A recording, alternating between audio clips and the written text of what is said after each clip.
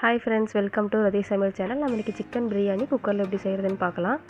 First தாளிக்க ஆரம்பிக்கிறதுக்கு முன்னாடி நம்ம அரிசியை தண்ணியில் போட்டுடலாம். நான் இன்றைக்கி 1/2 கப் பாசுமதி ரைஸ் எடுத்துருக்கேன். அது தண்ணியில் போட்டு ஊற வச்சுக்கலாம்.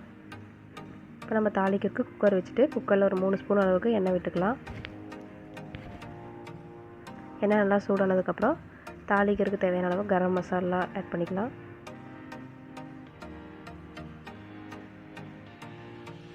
இதெல்லாம் எண்ணெய் நல்லா பொரிஞ்சதுக்கப்புறம் பச்சை மிளகா சேர்த்துக்கலாம். நான் இன்றைக்கி 3 பச்சை மிளகா நீளவாக்கில் கட் பண்ணி வச்சுருக்கேன், அதை ஆட் பண்ணிக்கலாம். இது கூட பெரிய வெங்காயம் 2 நல்லா நைஸாக கட் பண்ணி வச்சுருக்கேன், அதையும் ஆட் பண்ணி எண்ணெயில் நல்லா வதக்கிக்கலாம். இப்போ வெங்காயம் நல்லா எண்ணெயில் வதங்கி நல்லா பொன்னிறமாக வர அளவுக்கு வதக்கிக்கலாம்.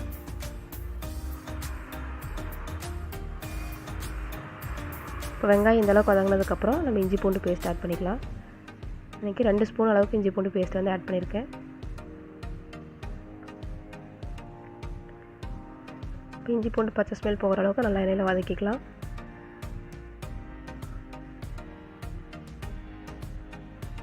இப்போ இந்தளவுக்கு வதங்கினதுக்கப்புறம் ஒரு கைப்பிடி புதினா, ஒரு கைப்பிடி கொத்தமல்லி அதையும் சேர்த்து நல்லா வதக்கிக்கலாம்.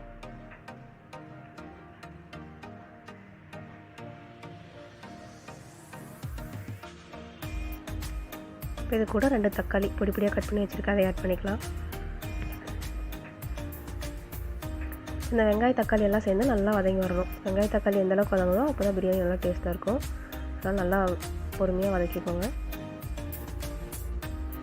இது கூடவே உப்பும் மசாலாஸ் ஆட் பண்ணிடலாம். உப்பு தேவையான அளவுக்கு சேர்த்துக்கலாம். இது கூட காரத்துக்கு 2 ஸ்பூன் வரமிளகாய் தூள்,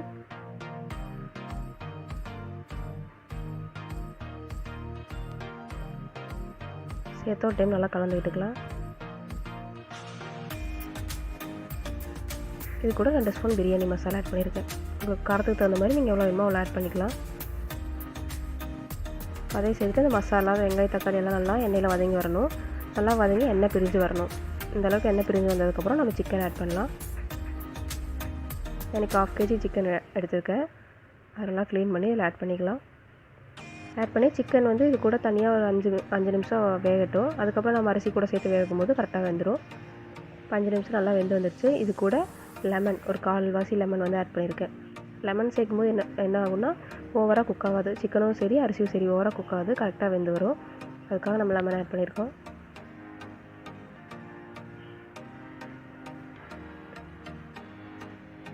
அதனால் சிக்கன் ஒரு 5 நிமிஷம் நல்லா வெந்துருச்சு. இது கூட நம்ம அரிசி ஆட் பண்ணி நல்லா கலந்து விட்டுக்கலாம்.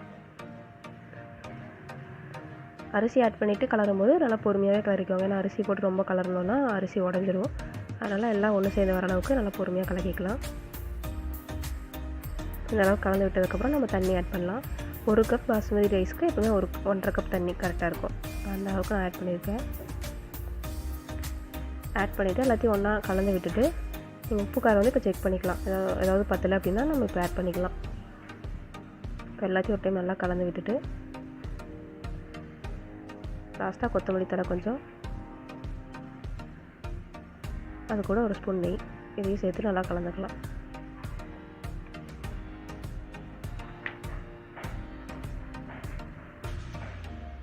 இப்போ குக்கர் மூடி போட்டு 2 விசில் விட்டு இறக்கணும் அப்படின்னா கரெக்டாக இருக்கும்.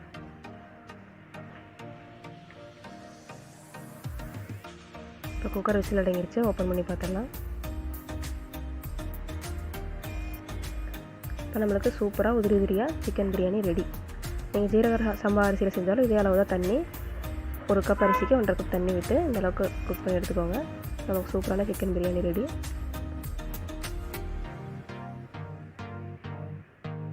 கண்டிப்பாக ட்ரை பண்ணி பார்த்துட்டு எப்படி இருக்குன்னு கமெண்ட்ஸில் சொல்லுங்கள். தேங்க்ஸ் ஃபார் வாட்சிங். நெக்ஸ்ட் வீடியோவில் பார்க்கலாம். பாய்.